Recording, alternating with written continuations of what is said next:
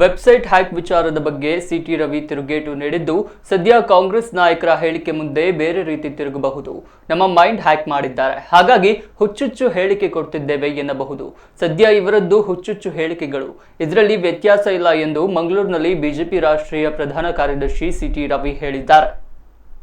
ಕಾಲ ನಿರಂತರವಾಗಿ ವಿವಿಧ ಕಾರ್ಯಕ್ರಮಗಳನ್ನು ದೇಶದ ಉದ್ದಗಲಕ್ಕೆ ಹಮ್ಮಿಕೊಂಡಿದ್ದೇವೆ. ಪ್ರವಾಸವನ್ನು ಮಾಡ್ತಾ ಇದೆ. ಆ ಪ್ರವಾಸದ ಅಂಗವಾಗಿ ಆಗ ನಮಗೆ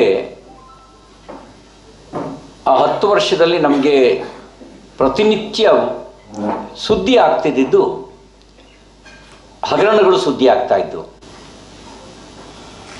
ರಿಫಾರ್ಮ್, ಪರ್ಫಾರ್ಮ್ ಮತ್ತು ಟ್ರಾನ್ಸ್ಫಾರ್ಮ್ ಹಲವು ಕ್ಷೇತ್ರಗಳಲ್ಲಿ ಸುಧಾರಣೆ ಆಗಿದೆ. ತೆರಿಗೆ ಕ್ಷೇತ್ರದಲ್ಲಿ GST ಮೂಲಕ ಸುಧಾರಣೆ ಆಯಿತು. GST ತೆರಿಗೆ ಸಂಗ್ರಹವೂ ಕೂಡ ಕ್ಷೇತ್ರದ ಸುಧಾರಣೆಗೆ ಒಂದು ಕ್ರಾಂತಿಯನ್ನು ಹಾಡ್ತು. ನಿಮಗೆ ಹೇಳಿ, 86ರ ದಿನಮಾನದಲ್ಲಿ ನಮ್ಮದು ಮರ್ಜ್ ಆಗಿದೆ. ಮುಂಚೆ ನಾವು 13th ಲಾರ್ಜೆಸ್ಟ್ ಎಕಾನಮಿ ಆಗಿದ್ವಿ.